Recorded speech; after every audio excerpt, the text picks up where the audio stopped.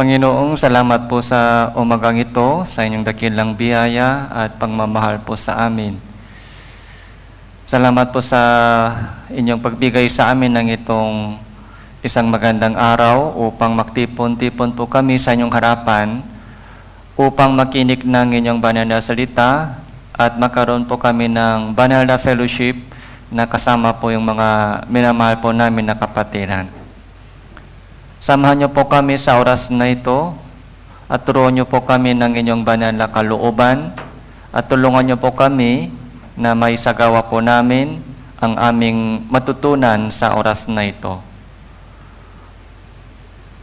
Magmula Martes, kaganapin po namin ang Bible Seminar dito sa Tanawan Church. Naniniwala po kami na makakaroon po ng naliligaw na kaluluwa. Maraming naliligaw na kaluluwa ay naghihintay ng salita ng Ebanghelyo at makikinig po sila ng inyong Ebanghelyo at maliligtas. Nawa sa mga mahal po namin sa buhay ay makasama sa itong Bible Seminar at maligtas. Gamitin niyo po ang bawat isa sa amin dito upang mas maraming mga kaluluwa, lalo na po sa mga pamilya po namin at minamahal po namin sa buhay, ay makasama sa kaharian ng Diyos. Sa oras na ito, magmula sa simula hanggang sa katapusan, sa iyo lamang po kami nagtitiwala at umaasa. Ito po yung aming panalangin sa pangalan ng Panginoon Hesus Kristo. Amen. So, buksan po natin ang ating Biblia. Pangalawang Hari, chapter 7 po. Pangalawang Hari, chapter 7.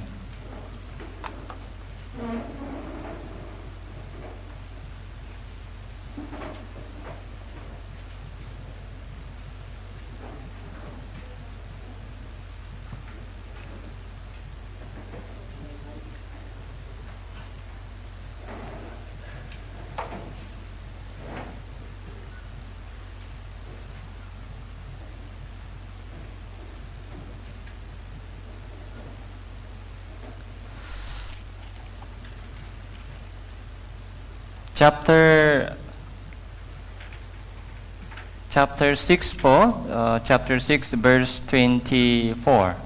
Chapter 6 verse 24.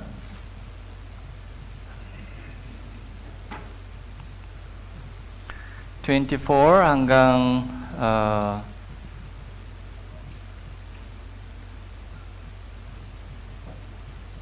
magbula verse 24, babasahin ko po mga ilang talata, 24. Pagkatapos nito, tinipon ni Ben-Hadad na hari ng Syria ang kanyang buong hukbo at sila ay umahon at kinupkop ang Samaria. Nagkaroon ng malaking tagutom sa Samaria habang kanilang kinukupkop ito, hanggang sa ang ulo ng isang asno ay ipinagbili sa halagang 80 siklo ng pilak at ang ika-apa na bahagi ng isang takal ng dumi ng kalapati sa halaga 5 siklo ng pilak. Habang ang hari ng Israel ay dumaraan sa ibabaw ng pader, sumigaw ang isang babae sa kanya ang nagsabi, "Saklolo, Panginoon ko, o hari," kanyang sinabi, "hindi hayaan saklolohan ka ng Panginoon, paano kita matutulungan mula sa gikan o sa ubasan?" Unit tinanong siya ng hari, "Ano ang inyong daing?" Siya ay sumagot, "Sinabi ng babaeng ito sa akin, ibigay mo ang inyong anak, kakainin natin siya ngayon, at kakainin natin ng anak ko bukas." 29, "Kaya't niluto namin ang anak ko at kinain namin siya. Nang sumunod na araw, sinabi po sa kanya, ibigay mo ang inyong anak upang makain natin siya. Unit, kanyang ikinulubuli ang kanyang anak." Nang marinig ng hari ang mga salita ng babae, kanyang pinunit ang kanyang suot, nagdaraan siya noon sa ibabaw ng pader at ang taong bayan ay nakatingin at siya noon ay may suot na pang ilalim na damit sako. So 31, basahin po natin sabay-sabay. At kanyang sinabi, gayon ng Diyos sa akin, lalo na kung ang ulo ni Eliseo na anak ni Safat ay manatili sa kanyang mga balikat sa araw na ito. So, yung storya po ito, medyo miserable na story sa isa sa mga miserable na storya sa buong Biblia. So, nagtaka po kayo sa inyong pagbasa kanina? Hindi nyo alam dati na ganito po yung sulat, nakasulat sa Biblia.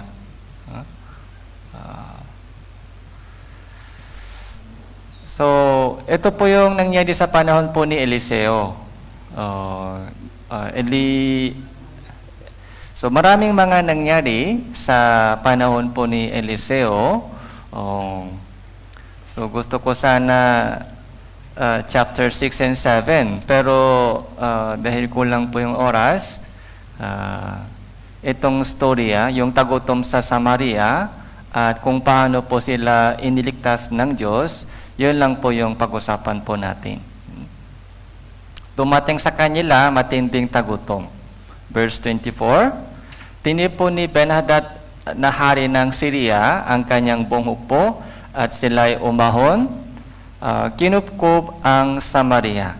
So, kinupkup ang Samaria. Yung Samaria po ay Northern Israel. So, sa panahon po nito, nahati po yung Israel sa dalawa, sa Northern Israel at Southern Judah. So, nalala niyo po ba yung ating mga pinag-aralan po natin? So, Northern Israel, si Ahab, di ba, yung pinakamasamang hari sa Israel, Ahab, tapos Ahazia, saka ito po yung hari dito ay si Jehoram. Okay? Si Ahab, Ahazia, si Jehoram. Tapos Southern Judah po si Jehoshaphat. So tapos Jehoram si Jehoahaz. Okay? Ahazia po.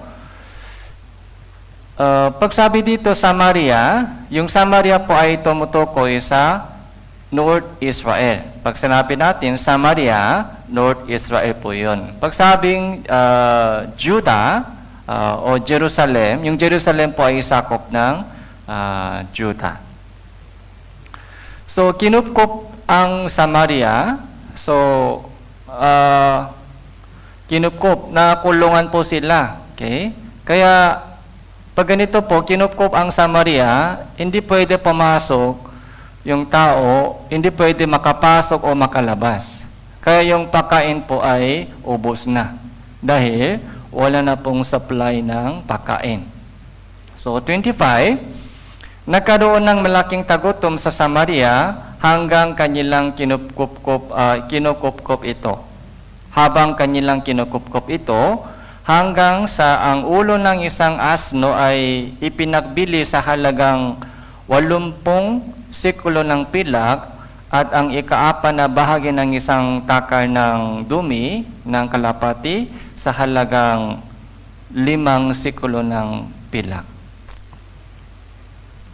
So, kapag pakulang yung pagkain, anong nangyari? Tumataas po yung price ng pagkain. Yung bigas, halimbawa bigas. Pag nadamay po yung pagsasaka, dahil sa mga bagyo, dahil sa baha, tumataas po yung bigas. So, magkano po ito? Isang ulo ng isang asno. Okay? Ulo ng isang asno, ipinagbili sa halaga ng 80 sikulo. So, 80 sikulo. So, sekulo po sa Tagalog, sa English Bible, shekels. Okay?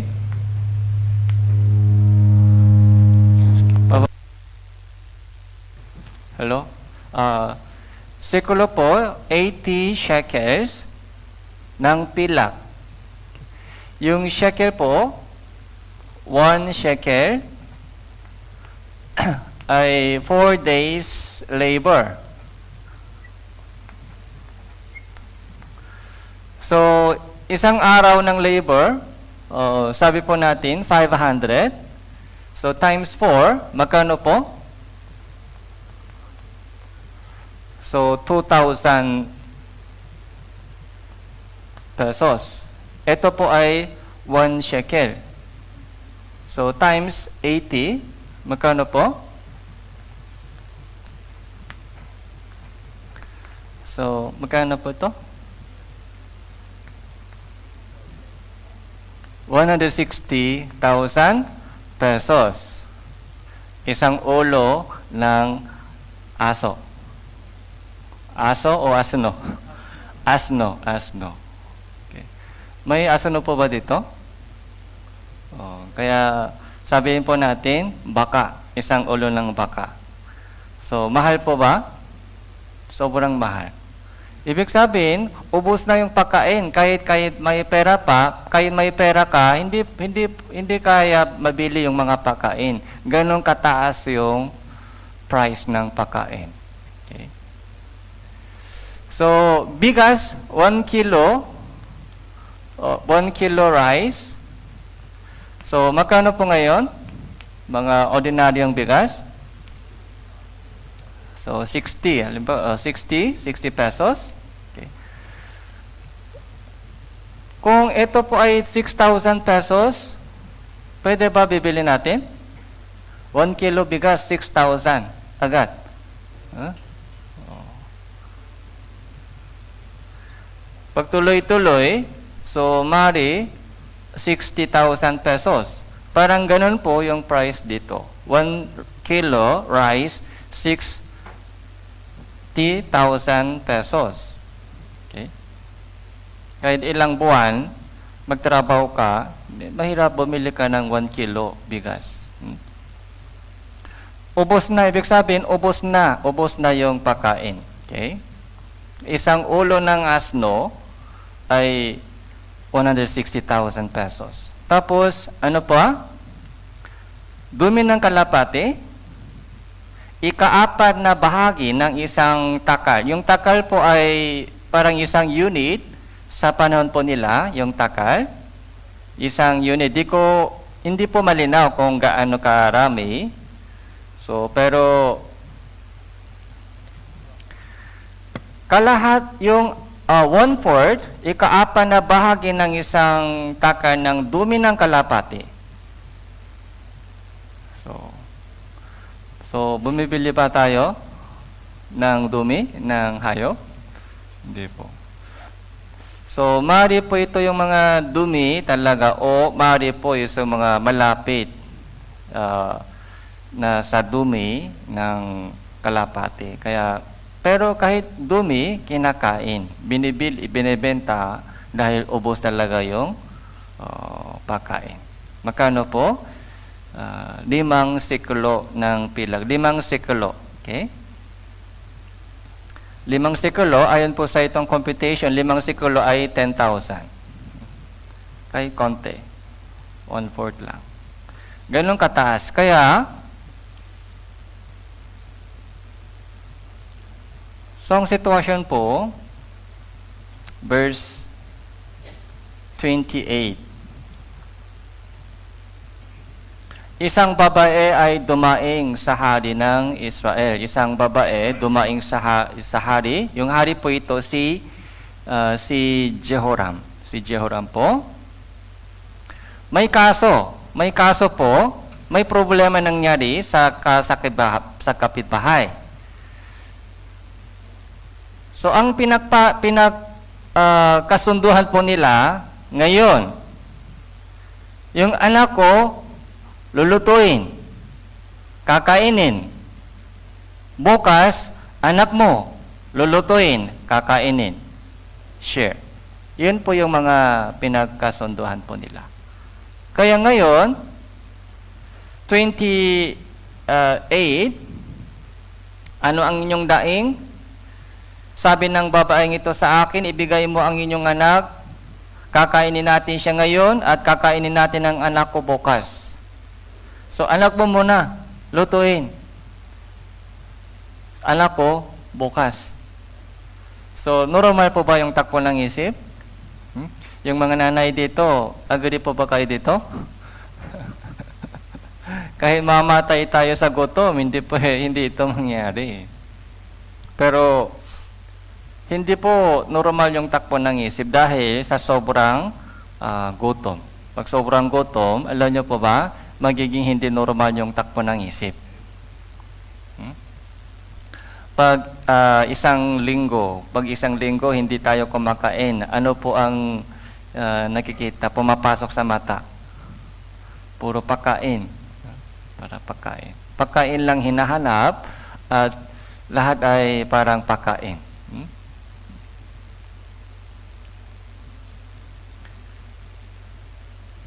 Bukas, yung anak mo lulutuin. Kaya, yung babaeng ito, so niluto nila yung anak niya at kinain. Pero bukas, yung anak niya dapat lutuin at i-share. Pero ayaw daw ng babae. Ayaw. Yun ang kaso.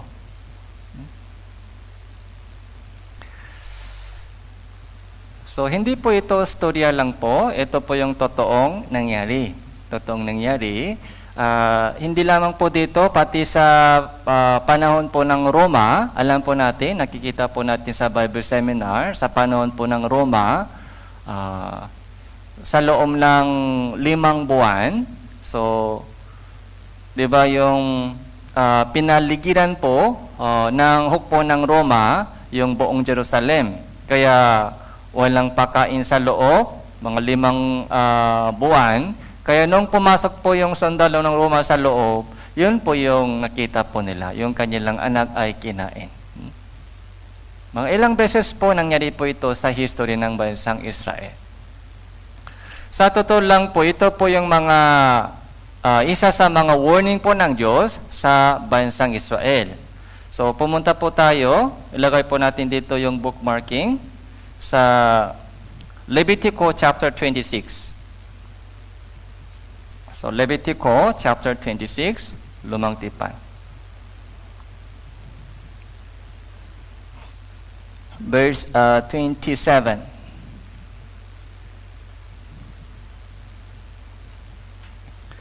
So Levitico chapter 26, verse 27.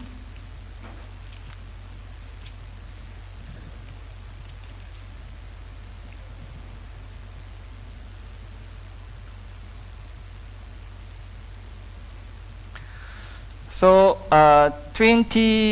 chapter 26 po ito. Ito po yung mga promise po ng Diyos patungkol sa blessing at sumpa. Yung blessing, kapag sumunod ka sa akin, makinig ka sa aking tinig, ganito po ang mangyari, ganitong blessing mangyari sa iyo. Pero pag ayaw ninyo sumunod sa akin, susumpain kita ganito. Yun po yung mga chapter 26.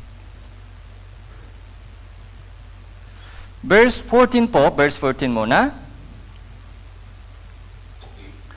Unit, kung hindi kayo makikinig sa akin at hindi tutuparin ang lahat ng utos na ito, at kung iyong tatanggihan ang aking mga batas at kasukulam-sukulam ang aking mga kahatol, hindi ninyo tutuparin ang lahat ng aking mga utos, kundi inyong sisidain ang aking tipan.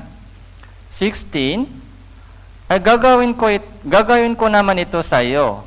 Ilalagay ko sa gitna ninyo ang sindak, ang nag-apoy na lakna sa sisira sa mga mata at unti-unti kikitil ng buhay, maghahasik kayo ng inyong bini na walang kabuluhan sapagkat kakain nyo ng inyong mga kaaway. So, mula 16 po, ito po yung mga sumpa. Ganito ang mangyari. Pero alam po natin, yung tao po ay matigas yung ulo. mula doon sa halaman ng Eden.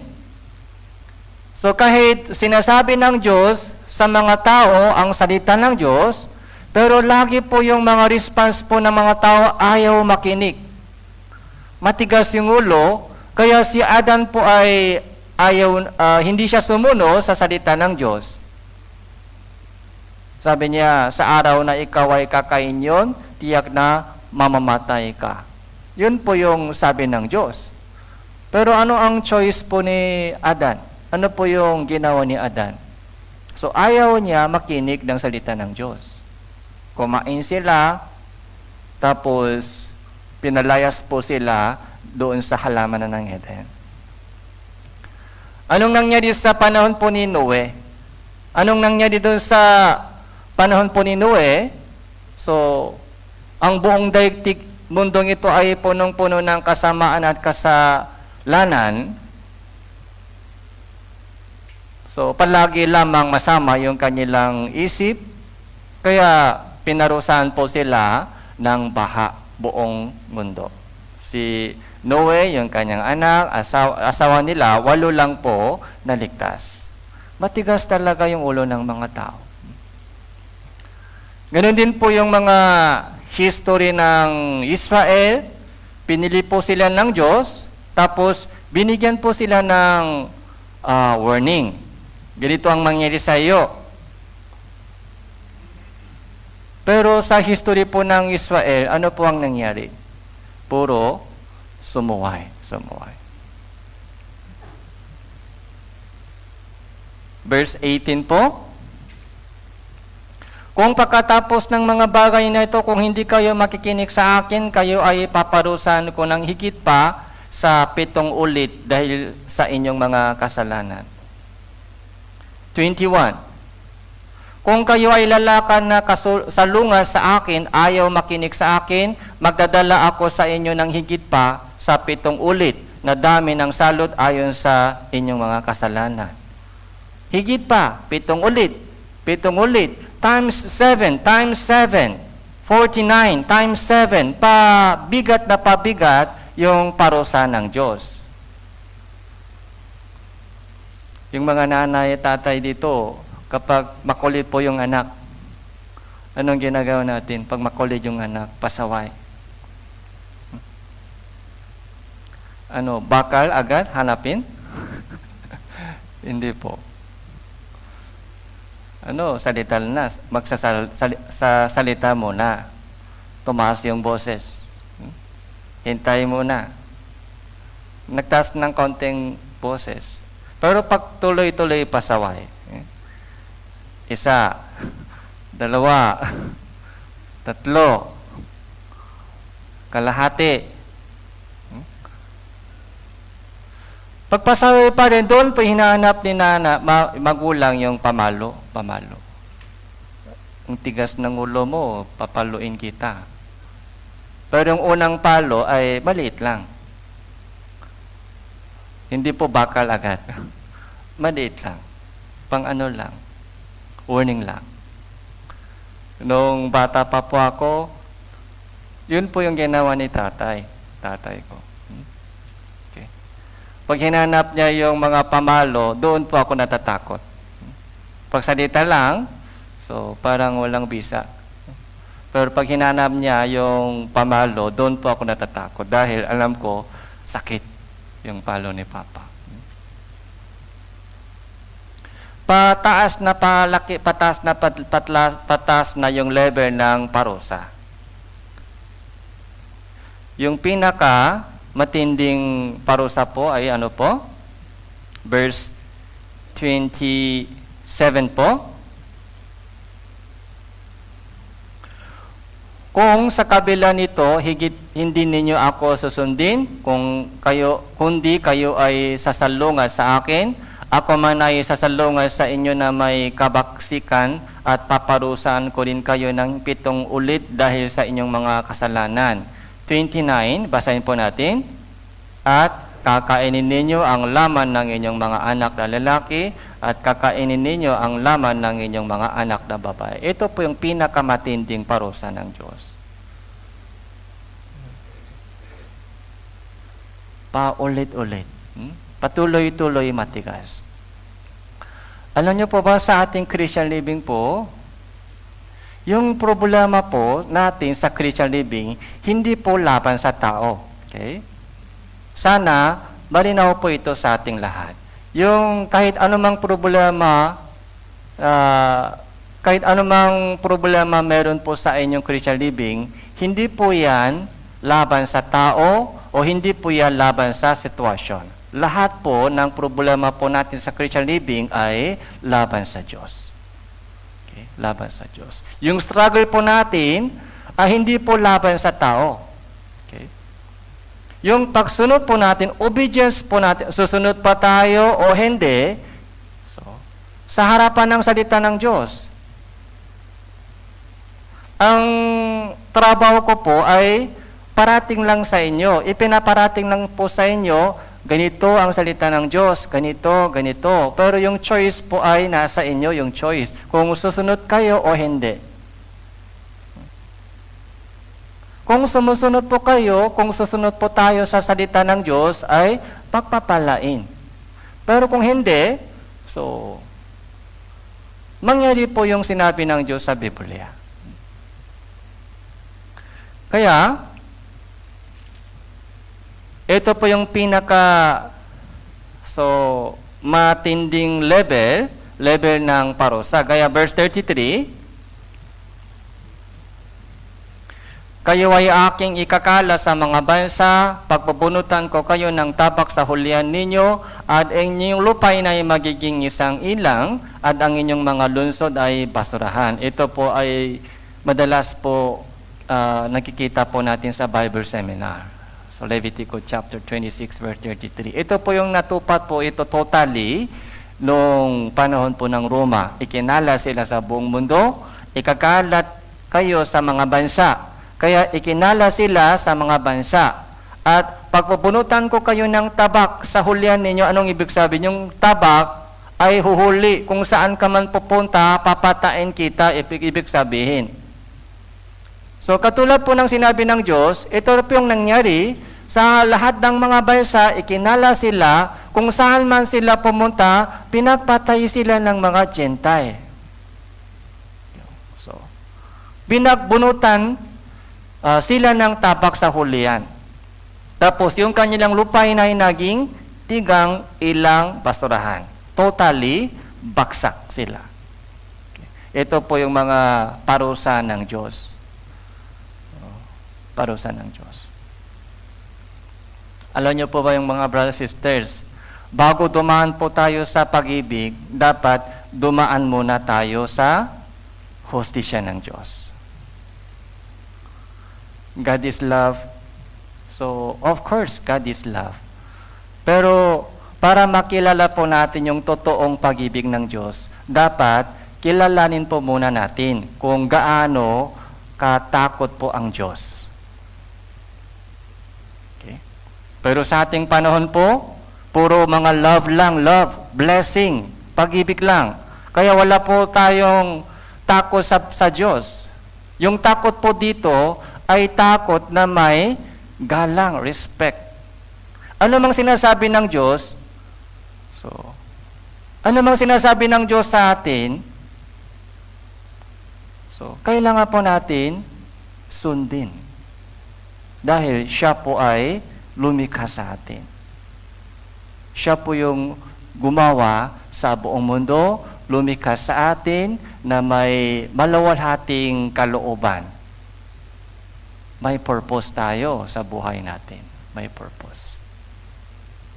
Yung maluwalhating kalooban ng Diyos, yung banal na plano ng Diyos, yun sana, yun dapat matupad po sa ating maiksing panahon. 78 years. Kaya dapat makilala muna natin po ang hustisya ng Diyos, yung kabanalan ng Diyos, kung gaano kataas po siya. Yun po yung tamang pagkakilala po natin sa Diyos, kung gaano kataas po siya. Hindi po siya, malayo po siya sa level po natin. Siya po yung creator, tayo po ay isang hamak na yung nilalang. Dapat humble tayo sa kanyang harapan. Dapat humble po tayo sa harapan ng salita ng Diyos. Hindi pwede mataas ng ating puso. Habang binubuksan po natin yung Biblia, dapat humble po tayo sa kanyang sinasabi. Ano mang sinasabi niya sa atin sa Bible, sa ganitong mga sermon? So, kailangan po natin maging humble at kailangan po natin kailangan po natin isipin na paano susundin ko ito. Leviticus chapter 28. Deuteronomio chapter 28.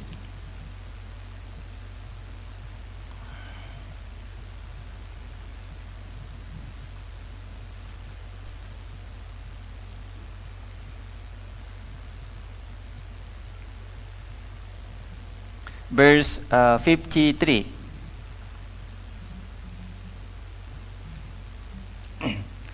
So, Deuteronomio chapter 28 po, ito rin po patungkol sa blessing at sumpa. Pero yung mga verses patungkol sa blessing ay maiksi lang, from verse 1 hanggang verse 14. 14 verses lang patungkol sa blessing. Pero patungkol sa sumpa, from verse 15 hanggang verse 68. Alin po ba mas marami? So, patungkol sa sumpa. Ibig sabihin, matigas yung ulo ng tao. Kasama po tayo dito. Kahit ligtas na po tayo, di ba, ang bagal po yung ating growing sa Christian living. Ang bagal ng growing po ng ating Christian living. Baby pa tayo sa ating faith. So, malakas pa yung pangnanasa ng laman. Madalas po, madali po na titisot po tayo ng temptation ng mundong ito. Pero salamat pa rin, nandyan pa rin po yung biyaya ng Diyos. Hindi po tayo pinababayaan. Okay? Yung ating mga Christian living, hindi po ito condition para maligtas. Ang ginawa po ng Diyos sa atin, iniligtas niya muna tayo. Kahit anumang condition po natin, so tinanggap natin. Tinanggap po tayo ng Diyos, kahit anumang condition. Tapos, alam po ng Diyos na yung ating Christian living ay hindi ganon kabilis lumago, alam din po ng Diyos. Ganon pa man, iniligtas niya po tayo na walang kondisyon. Kaya kapag naunawan po natin yung tunay na biyaya ng Diyos, kahit hindi ako karapat-dapat sa kanyang pag-ibig, hindi ako narapat sa kanyang biyaya, pero tinanggap ako ng Diyos. Minahal niya ako. Yan po yung totoong pag-ibig. Pag-ibig ng Diyos. Unconditional. So, doon po, may changes. Nung tumanggap po tayo ng biyaya, pag-ibig ng Diyos, so, doon po naging masaya tayo. Ganun kahalaga ako sa harapan ng Diyos. Kahit hinahamang ako sa salibutan, pero mahalaga ako sa harapan ng Diyos, sa mata ng Diyos. Anak ako ng Diyos. Iniligtas niya ako. Kaya sa natitirang panahon sa buhay, so ano ang isusukuli sa kanyang kabutihan sa akin? Yun po yung Christian living. Minsan natitisot, natutumba tayo, pero nandyan pa rin yung pag-ibig ng Diyos. Hindi tayo pinababayaan. Kaya unti-unti, lumalago po tayo.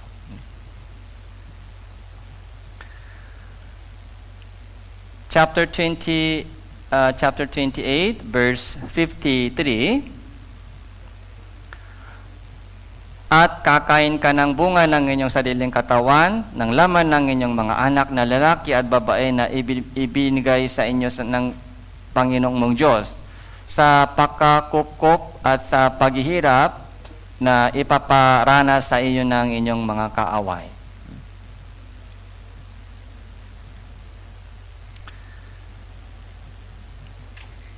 So, dalawang beses po, Leviticus sa Deuteronomio po, ito po yung mga warning. Yung propesya po ito, ito po yung natupad sa panahon po ni Eliseo. Kaya, ang nangyari po sa Samaria, Northern Israel po, isang disiplina parusa ng Diyos. Hindi po basta-basta nangyari po yon. Okay? Sa lahat ng nangyari po sa atin, may meaning. Sa lahat po ng mga nangyari po sa atin, o minsan, di ba, may sakit, minsan may problema, o pagsubok ay dumarating po sa atin. So, meron pong meaning sa lahat ng nangyari. Minsan, nangyari po ito bilang disiplina. Minsan, nangyari po ito bilang yung training po sa atin ng Diyos para maging matibay po tayo sa faith. So, balik po tayo sa Pangalawang Hari, chapter 6.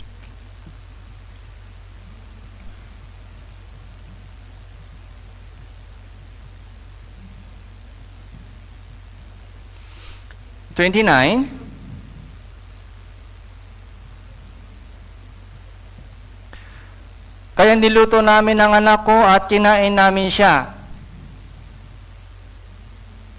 Ito po yung disiplina ng Diyos dahil sa kasalanan ng Israel.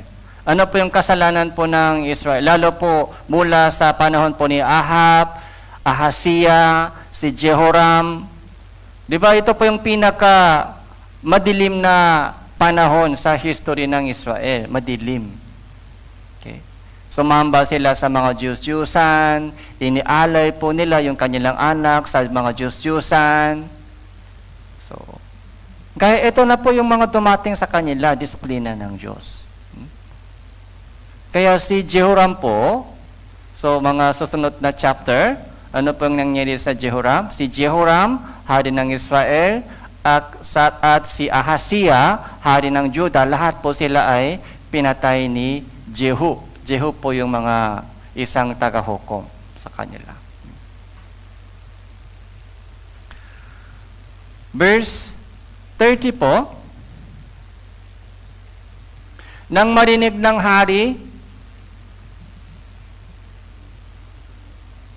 29, nang sumunod na araw, sinabi ko sa kanya, ibigay mo ang inyong anak upang makain natin siya, unit, kanyang ikinubuli ang kanyang anak. Okay?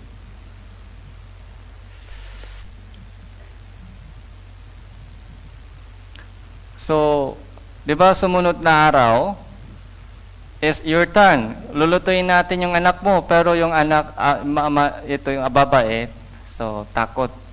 Hindi niya kayang patain yung anak niya. Kaya itinago. Itinago yung kanyang anak. Pero yung anak ng itong babae, patay na. Pero yung kapitbahay, ayaw ng babae patain yung kanyang anak, kaya itinago na lang. Kaya doon po, nag-away sila. Kaya dinala po nila itong kaso sa hari. Hindi dapat mangyari po ito. Ganitong ka-miserable po yung sitwasyon. Verse 30 po, nang marinig ng hari ang mga salita ng babae, kanyang pinulid ang kanyang suot. Verse 31, at kanyang sinabi, gawing ganon ang Diyos sa akin. Lalo na kung anong ang ulo ni Eliseo, na anak ni Shaphat, ay manatili sa kanyang mga balikat sa araw na ito. Anong ibig sabihin? Papatain ko siya, papatain. Yung hari Jehoram po, nung nakita po niya yung ganito mga nangyari sa Samaria, so dapat magsisi siya. Dapat pagsisihan po niya yung kanyang kasalanan. Pero sabi po ng hari, nangyari ito dahil kay Eliseo, kaya papatayin ko siya. Ano po yung problema dito? Dapat si Jeroram maghanap siya ng reason kung bakit nangyari po ito sa Samaria. Dapat maghanap siya ng dahilan sa kanyang sarili. Pero naghanap po siya ng dahilan sa ibang tao dahil sa kanya nangyari ito. Ito po yung maling attitude. Kapag may problema po tayo, minsan, madalas po, naghanap po tayo ng reason sa ibang tao, ay dahil sa kanya, dahil sa ito, dahil sa kanya, wala akong kasalanan. May kasalanan ako, pero hindi gaanong kalaki. Mas malaki yung kasalanan ng iba. Ito po yung maling attitude. Yung reflection mind. Kapag may problema po tayo, so kailangan po natin sanain yung ating sarili. Okay? So any situation, yung problema mo sa mga anak mo, problema mo sa mga katrabaho mo, problema mo sa mga kapatiran sa church, o problema mo sa bahay. Kapag nangyayari na po yung mga isang problema, huwag po tayo maghanap ng reason sa ibang tao. May kasalanan po sila, pero dapat maghanap muna tayo ng reason sa ating sarili. Reflection. Self-reflection. Ano ang kailangan kong ayusin? Ano ang ginawa kong mali? May mali siya, pero wag po tayo mag-focus sa mali ng ibang tao. Ang Diyos ang bahala sa kanila. Mag-focus lang po tayo sa ating sariling sa ating mga kahinaan, sa ating problema, doon po tayo mag-umpisa. Mas madali po yun. Huwag po tayo mag-umpisa doon sa kamalihan ng iba. May kulang tayo. Tama po? May kulang tayo. So, mahina pa po tayo. May kulang po tayo sa harapan ng Diyos. Doon po tayo mag-umpisa sa lahat ng problema. Reflection. Okay. Pero si Haring Jehoram, nung nakita po niya yung mga disiplina, hindi niya napansin po ito disiplina. Kaya, naghanap siya kay Eliseo na saan siya? Papatayin ko siya. Yung ulo niya hindi manatili sa kanyang balikat sa araw na ito. Maling-mali yung kanyang response.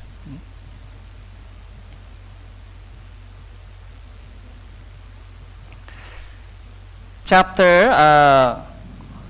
Matthew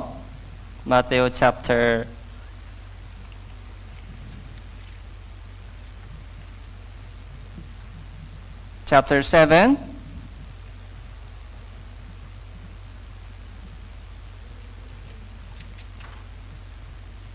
verse 1. Matthew chapter 7, verse 1.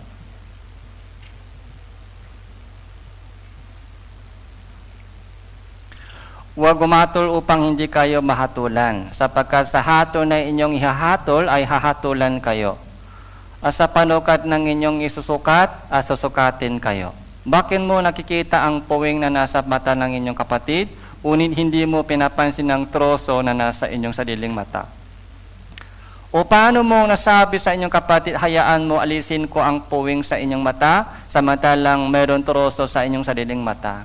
Ikaw na mapagkunwari, alisin mo muna ang troso sa inyong sariling mata, at nang makakayon, makakakita ka ng malinaw upang maalis mo ang puwing sa mata ng inyong kapatid.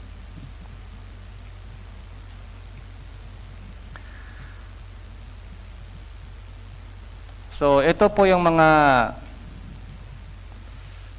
mahalagang prinsipyo. Ito po yung mahalagang prinsipyo. Kapag pagdating po natin sa mga problema sa family, sa trabaho, sa bahay, sa church, huwag po tayo maghanap ng mga reason sa ibang tao. Dahil ganito siya. dahil ganito siya. Hindi po yan magiging solusyon. May problema sa kanya, may puwing. So, hindi kailangan sabihin pa. Pero, di ba, naghanap po tayo ng solusyon. Wala pong solusyon po doon sa paghahanap po ng reason sa ibang tao. Ang solusyon po ay dapat mula sa akin. Yung solusyon ay mula sa akin. Pag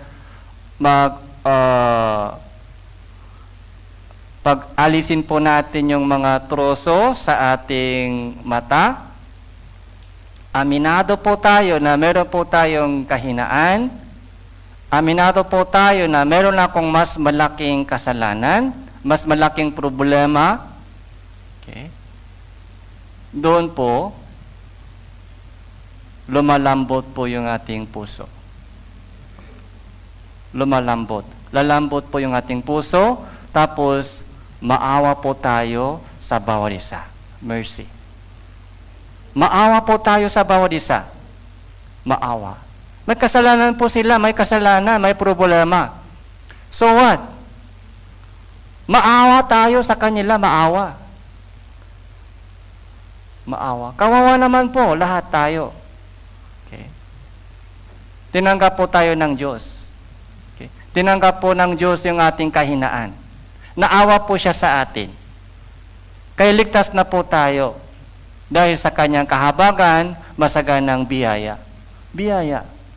Ganon din po tayo sa ating kapwa. Maawa rin po tayo sa ating kapwa. So, yun po yung pinakasolusyon sa lahat ng problema sa mga relation po natin sa bahay, sa school, sa trabaho, sa church. Okay? So, alisin po muna natin yung mga troso sa ating sariling mata bago lumapit po tayo sa ibang tao para alisin po yung mga puwing sa kanilang mata. So, balik po tayo sa 2 Hari, chapter 7. 2 King, chapter 7.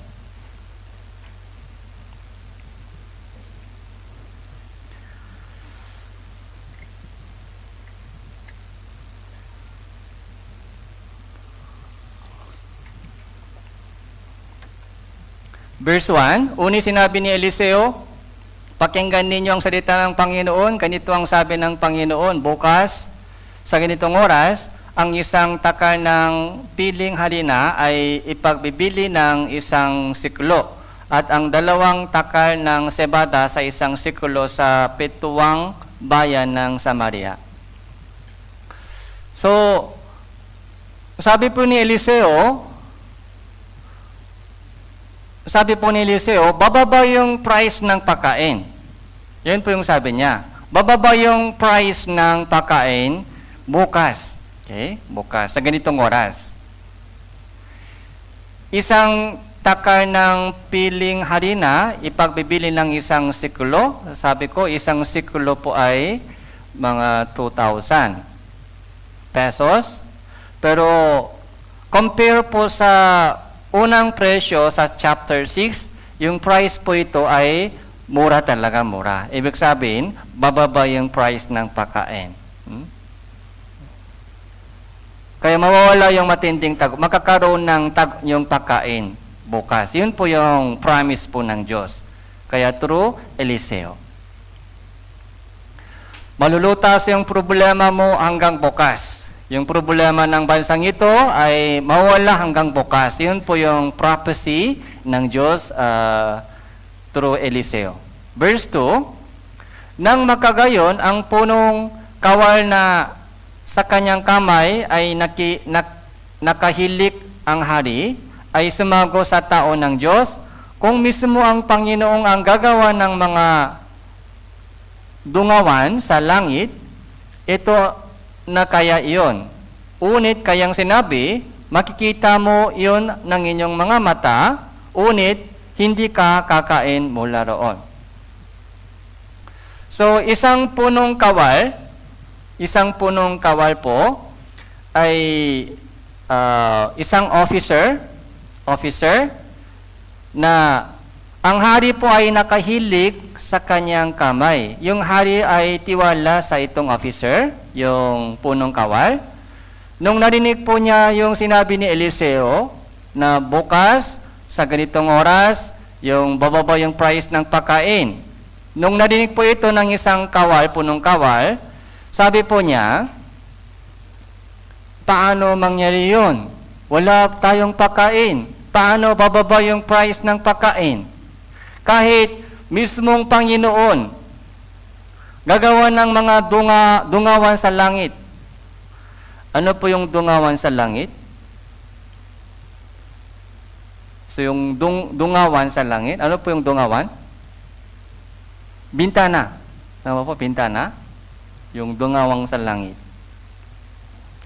Yung window. Okay? Kahit bubuksan ng Diyos yung bintana sa langit, at huhulog yung mga pagkain, so paano yun mangyari? Imposible. Madaling salita, imposible naman yun. Paano mangyari yun? Yun po yung sabi ng isang officer. Hindi yan mangyari. Hindi. Paano? Yung pagkain ng price ngayon, ganito. Mahirap. Mahirap matakpuan yung pagkain. Yung officer po ito, hindi siya naniwala. Siyempre, yung officer po ito, very smart. Okay? Matalino siya. Isang mga officer sa tabi ng hari, very smart, matalino. Kapag computation, mabilis computation, magkano kailangan para makain mga taong ito? Okay? Pero alam niyo po ba, minsan po, yung matalino, katalinuhan po natin, yun po yung nagiging harang sa ating Christian living. Yung ating kakayahan, yung ating katalinuhan, yung mga magagandang kondisyon po sa buhay po natin, ay yun po yung nagiging hadlangan o harang sa ating Christian living.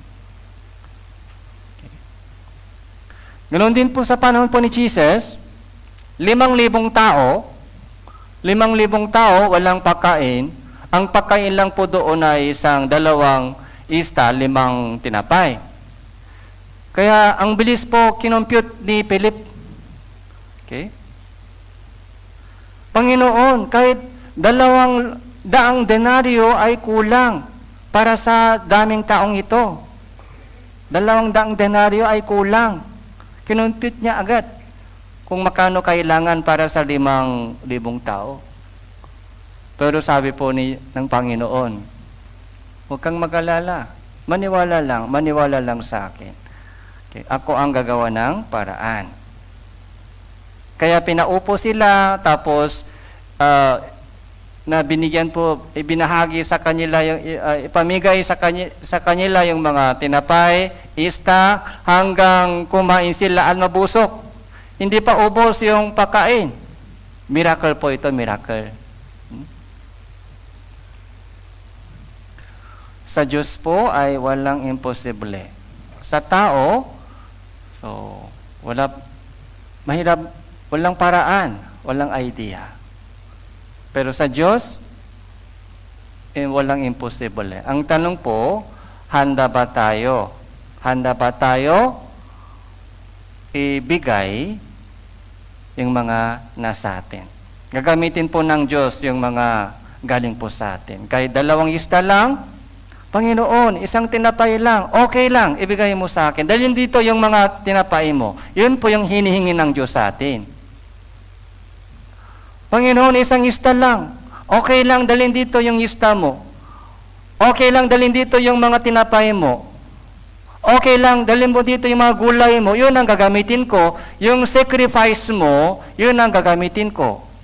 Makikita mo kung paano kikilos ang Diyos sa pamamagitan ng sacrifice mo. Pero minsan po, ayaw po natin ibigay. Hintay lang. Ayaw natin mag-sacrifice po ng ating sarili. Ayaw natin ibigay yung ating oras.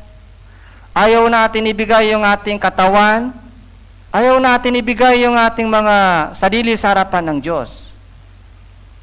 Paano kikilos ang Diyos doon?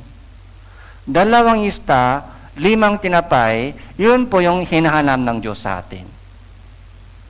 Huwag po tayo magtakot. 5 tao, paano? Daming tao, paano? 2 ista, 5 tinapay, yun lang hinahanap ng Diyos sa atin. So dito po, nakikita po natin isang taong may duda sa salita ng Diyos. May duda po siya. Doubt. Okay? Kahit anumang sinasabi ng Diyos sa atin, may duda. Walang tiwala. Okay? Paano nangyari yun?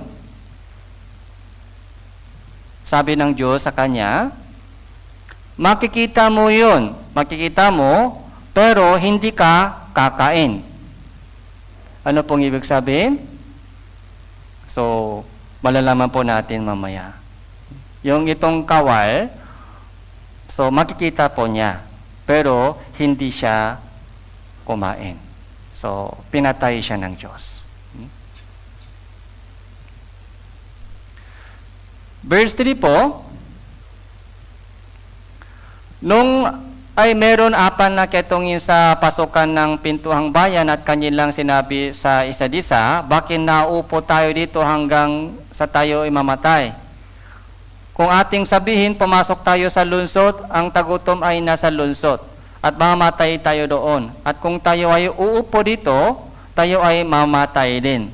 Kaya tayo na, pumunta tayo sa kampo ng mga taga-Siria, kung ililigtas nila ang ating buhay, tayo ay mabubuhay. At kung tayo ay papatay nila, talagang tayo ay mamamatay. May 4 na ketongin, so nasa lunsod. Okay. Pumasok tayo sa lunsod. So, may 2 option, di ba? May 2 option. Okay. Sa pasukan ng pintuhan bayan, pasukan, main gate. Main gate. 2 option, papasok sila sa lunsod. Sa lunsod po may pagkain? Wala. Kaya mamatay sila kahit pumasok.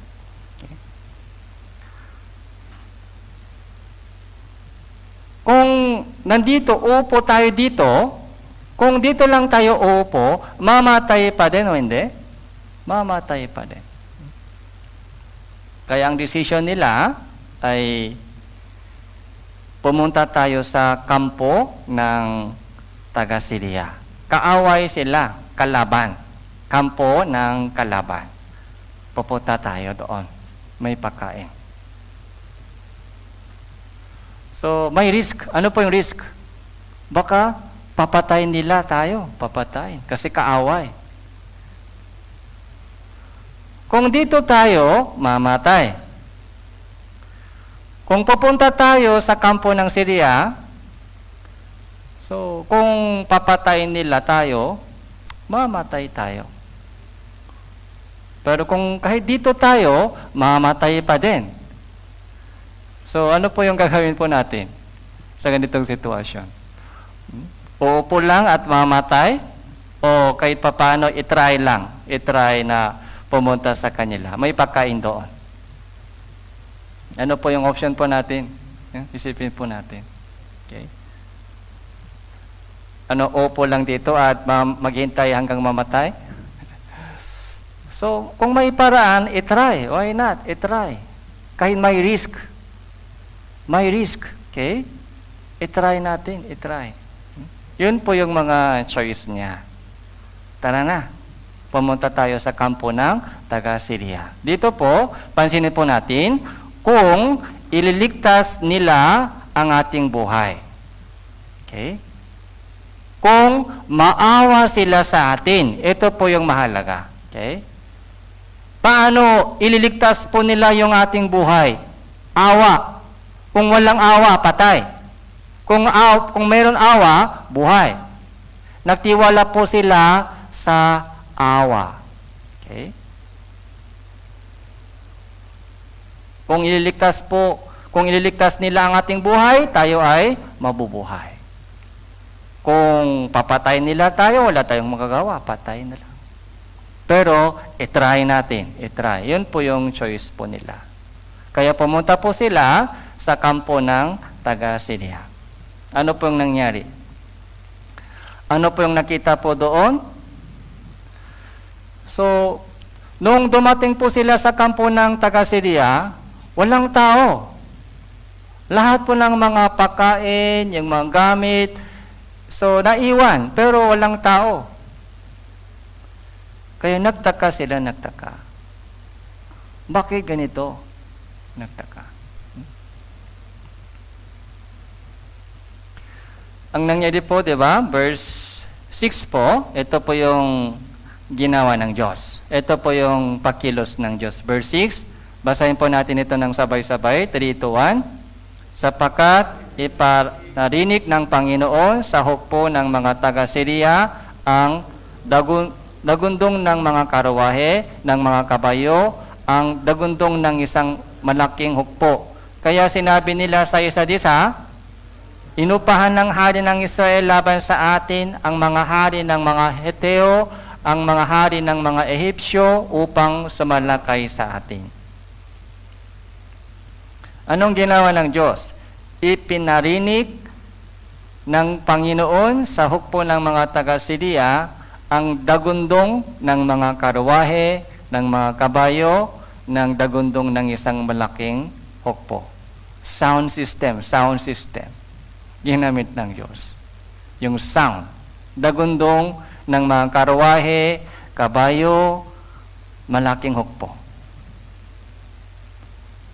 Ito, ganito po yung pakilos ng Diyos. Beyond our imagination. Yung pakilos ng Diyos, hindi po ayon sa inyong computation. Hindi po sa ating mga expectation. Yung pakilos ng Diyos ay beyond. Beyond po ng ating expectation. Ganun talaga yung kakayahan ng Diyos, wisdom ng Diyos, yung power of God.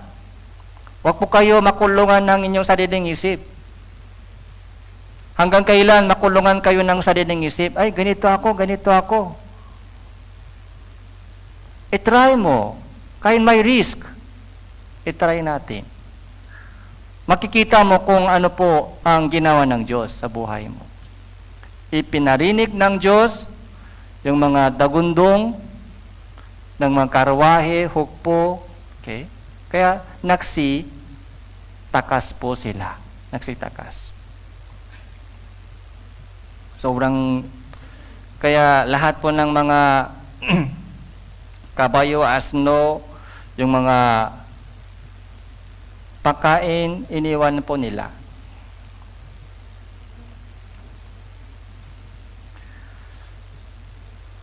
So, verse 8 po, verse 8. Nang ang mga ketong ito ay dumating sa gilid ng kampo, sila ay pumasok sa isang tulda, kumain at uminom, at nagsikuha ng pilag, ginto, bihisan, humayo at itinago ang mga iyon. Muli silang bumalik at pumasok sa ibang tulda at kumuha ng mga bagay doon at umalis at itinago ang mga iyon. Apat na ketongin ay apat na lang, walang ibang tao. Kaya kumain sila, tapos uminom sila, kumuha ng pilag, ginto, magagandang bihisan, itinago. So, nag-enjoy po sila, masaya. Okay. Habang kumakain po sila,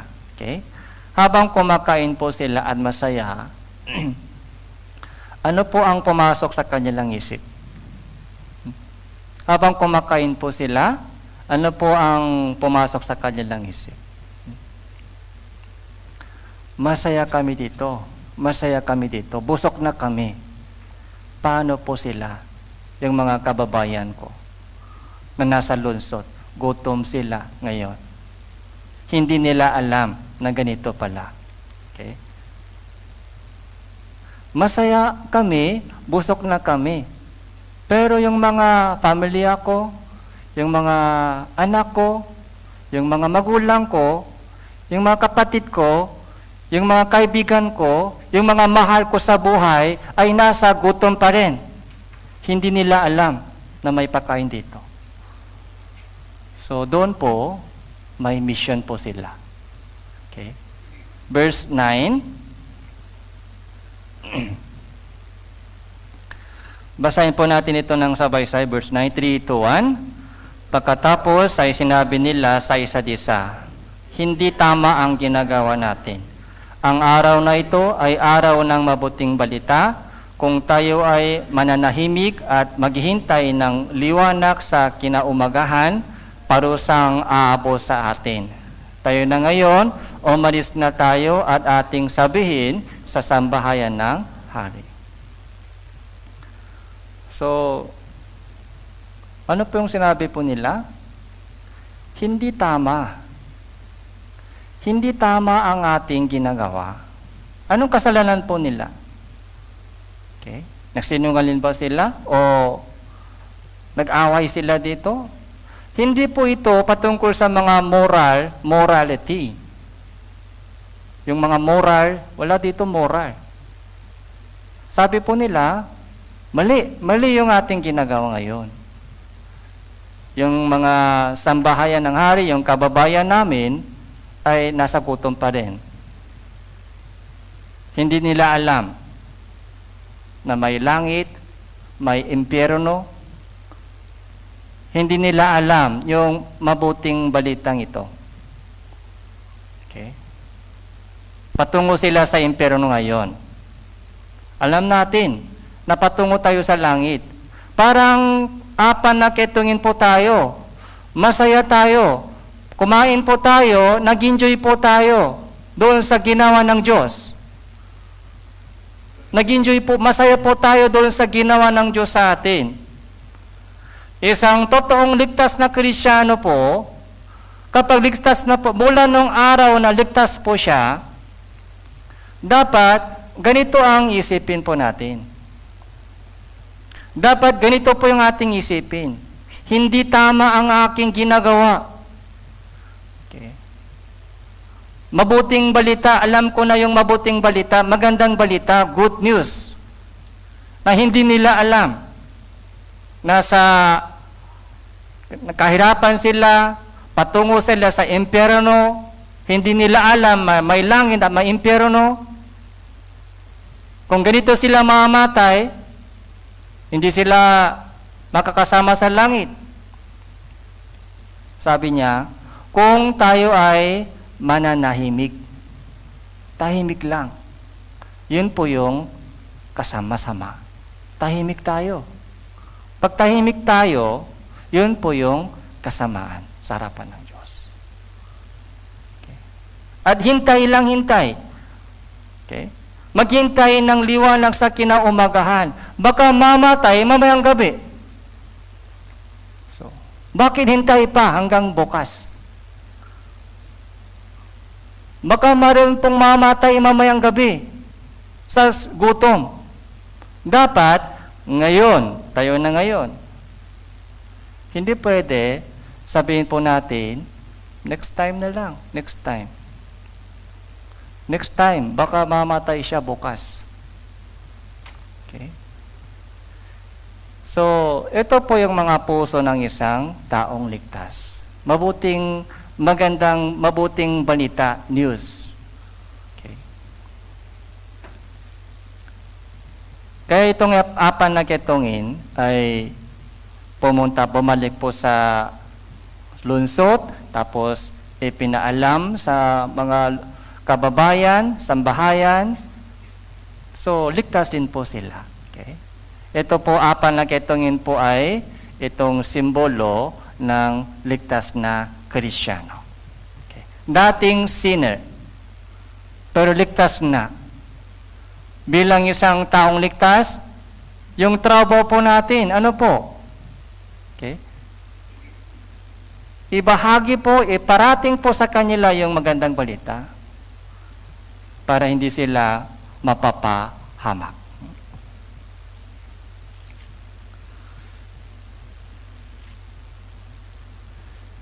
Verse 16 po. Pagkatapos, ang taong bayan ay lumabas at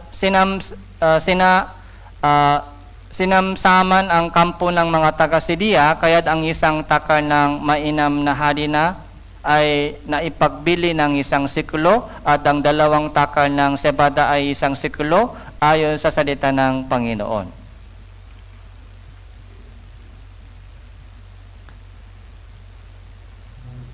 Verse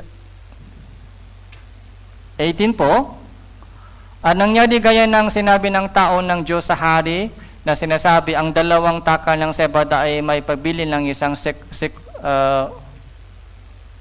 verse 20 po, verse 20.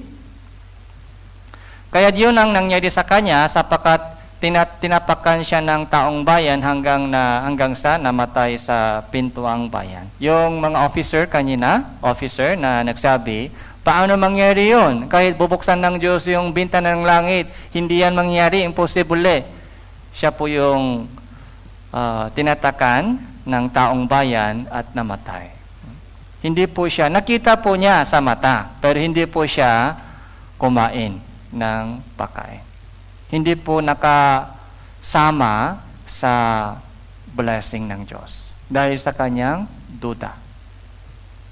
So, pag-alinlangan. Paano yun mangyari? So, kailangan po natin dito yung faith and action. Kung may faith po tayo, so uma-action po tayo. Bakit walang action? Dahil walang faith. Okay? Tutulungan ako ng Diyos. Papakinggan, tutuparin po ng Diyos yung prayer ko. So, time team na prayer muna, tapos action po tayo. Doon po, makikita po natin kung paano kumilos ang Diyos. Kahit malapit po dito, pag tingin-tingin lang, pwede ako dumaan dito, pwede ako darating po dito? Hindi pwede. Dapat lakad po ako para dumating doon, kahit malapit lang. Pag tingin-tingin lang, paano? Okay? Kahit malayo, pero pag lakad-lakad ako, darating po ako doon. One step by one step. Kahit malayo. Time lang. Takes time lang. Kahit malapit, dyan lang, pero tingin-tingin lang, ay sana tumating ako dyan. Sana darating ako doon. Pag tingin-tingin lang, paano? Para yung paa nakadikit sa lupa. Nakadikit sa bahay lang. Nakadikit sa sa boundary lang. Kahit madaling gawin, pero kung walang action, hindi po yung mangyari. Pero pag umaction po tayo, so mangyari po yun. Matutupad. Jeremiah chapter 20. Jeremiah chapter 20 po.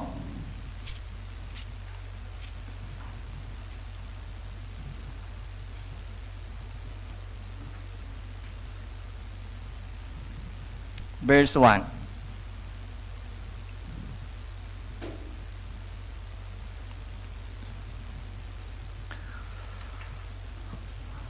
Napakinggan ni Basur na anak ni Immer na pare na punong tagapang-asiwa sa bahay ng Panginoon, si Jeremias na nagsasalita ng propesiya tungkol sa mga bagay na ito. Nung makagayoy, sinaktan ni Pastor si Jeremias na propeta. Ginapos sa tanikala sa mas mataas na pintuhan ng Benjamin sa bahay ng Panginoon. Sinaktan ni Basur si Jeremiah, propeta, sinaktan. Okay? Sinaktan. Tapos, ginapos sa tanikala sa kulungan. Okay? Ginapos. Ano ang nangyari? Bakit? So, sinaktan si Jeremias ng isang punong tagapangasiwa sa bahay ng Panginoon. Dahil sa kanyang message. Yung mensahe po ni Jeremiah, puro lang, magsisi kayo, paparusahan tayo ng Diyos. Yun po yung puro mensahe, pakawasak, yung pagsisisi. Kaya ayaw nila pakinggan yon, ayaw nila. Mas gusto po nila, blessing, blessing lang, blessing. Pero yung mensahe po ni Jeremiah, paparusahan tayo ng Diyos sa pamagitan ng Babylonia, magsisi tayo.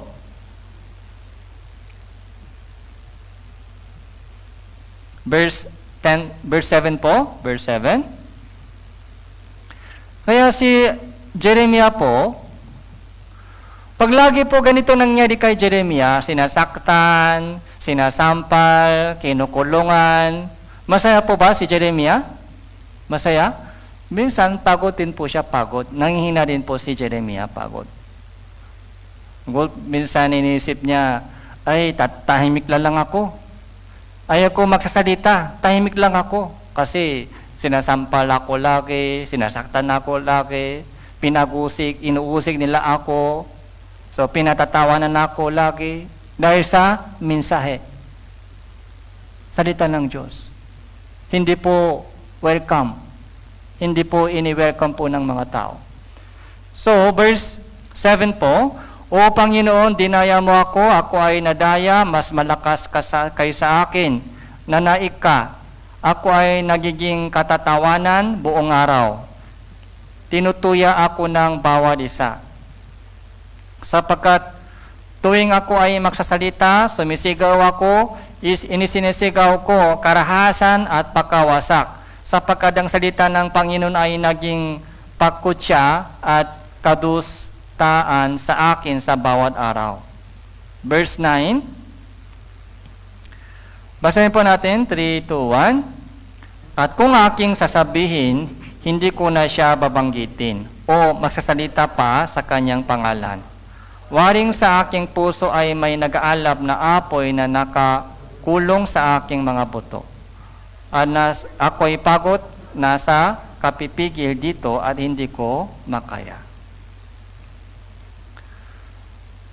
Kung aking sasabihin, hindi ko na siya babanggitin. Ayaw na mag-evangelize. Ayaw na ako mag-evangelize, puro galit sa akin, nagagalit sila sa akin. Okay? Bahala ang Diyos sa kanila, sila ang bahala. Ayaw ko na mag-evangelize. Minsan ganun nangyari, di ba? Pagpagod po tayo, ayaw na, pagod na. So kung na ako sa kanila, patigas. Anong sabi ni Jeremiah? Parang may apoy sa aking puto, apoy. Parang apoy. Nakakulong sa aking buto. Parang mainit ako. Hindi ko kaya ipigil. Dahil may apoy. Ano po yung itong apoy? Okay. Katulad ng apan na ketungin, hindi tama ang ating ginagawa. Okay. Yung mga mahal ko sa buhay ay namamatay ngayon sa gutom. Bakit tahimik pa ako? Paano tahimik ako?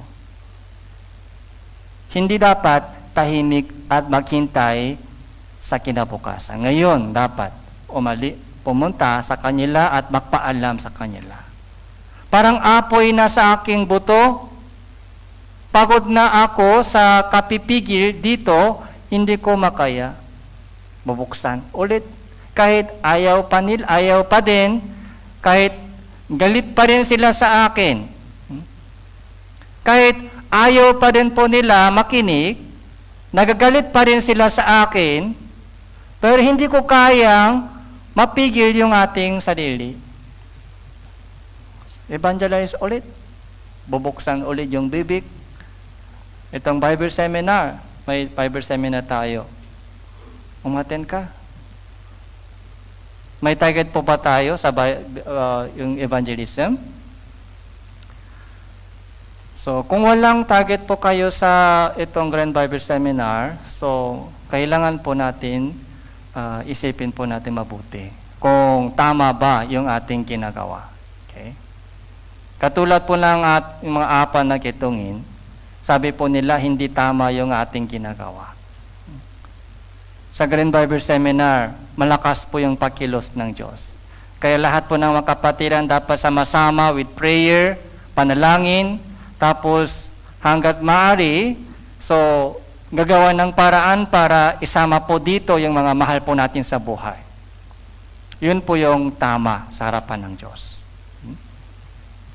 Kaya busy po tayo sa pag-aaral, busy po tayo sa trabaho, sa mga bagay-bagay sa buhay po natin. Kailangan po natin ito unahin. Unahin po. Kailangan po natin yung puso ni Jeremias. Gawa chapter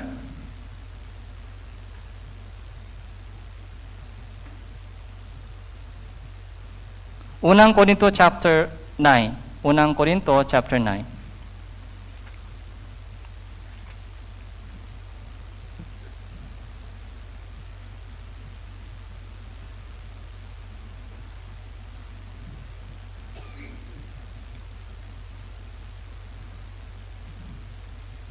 Verse 16.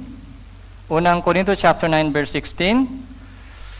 Sapagkat kung ipinangaral ko ang ebanghelyo, wala akong dahilan upang magmalaki, sapagkat ang katungkulan ay iniatang sa akin. Kahabag-habag ako kung hindi ko ipangaral ang ebanghelyo. So sabi po ni Apostol Pablo, ganito po yung mga puso po ni Apostol Pablo sa kanyang buong buhay hanggang mamatay siya.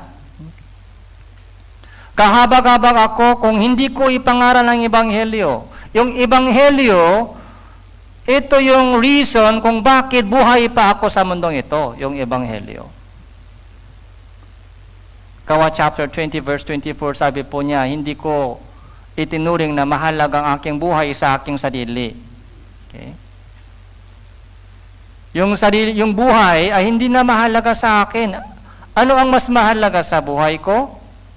Yung mga katungkulan at ministeryong tinanggap mula sa Panginoon. Ano po yung katungkulan at ministeryo? Magpatotoo ng ebanghelyo ng biyaya ng Diyos. Mission ay mas mahalaga sa akin. Mission ay mas mahalaga kaysa pamilya. Mission ay mas mahalaga kaysa ating pag-aaral. Kahabag-habag ako kung hindi ko ipangaral ang ebanghelyo. Gawa chapter 4,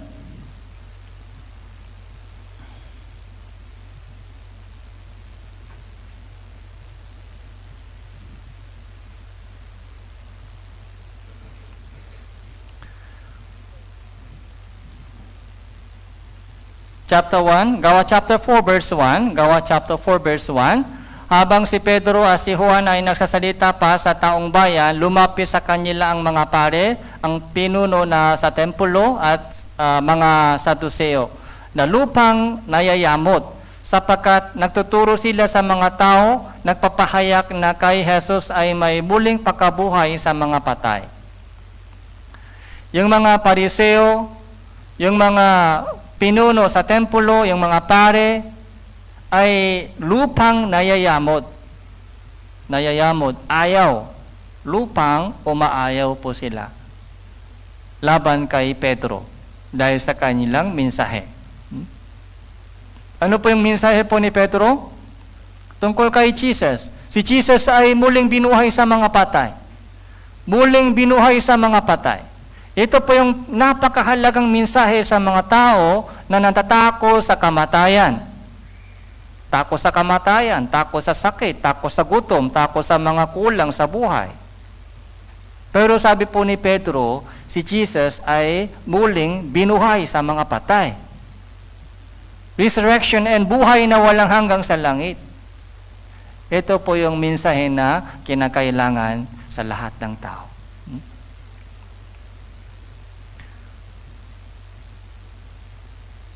Verse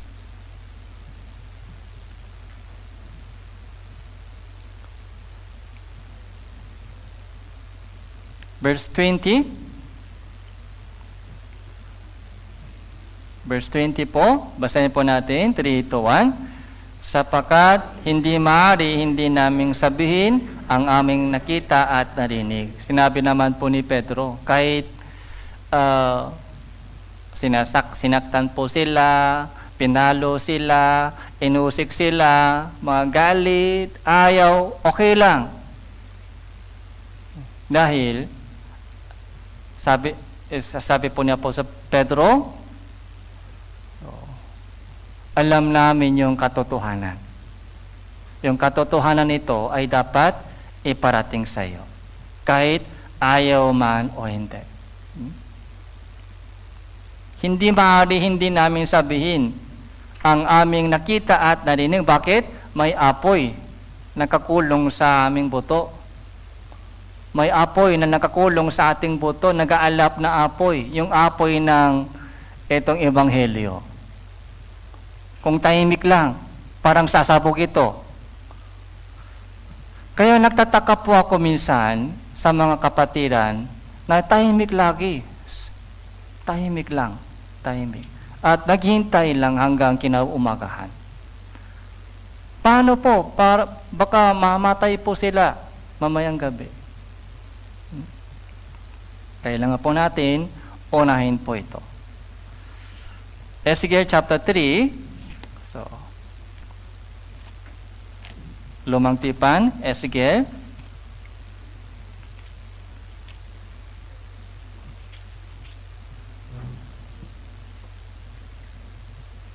Chapter 3.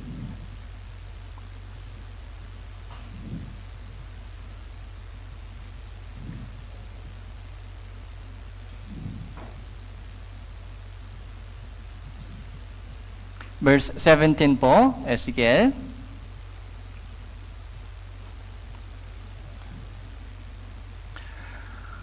Anak ng tao, ginawa kitang bantay sa sambahayan ng Israel tuwing makakarinig ka ng salita mula sa aking bibig, bigyan mo sila ng babala mula sa akin. Kapag aking sinabi sa masama, ikaw ay tiyak na mamamatay. Hindi mo siya binigyan ng babala o nagsalita ka man upang bigyan ng babala ang mga masama mula sa kanyang masamang landas, upang iligtas ang kanyang buhay, ang gayong masasamang tao ay mamatay sa kanyang kasamaan, ngunit ang kanyang dugo ay aking sisilingin sa iyong kamay.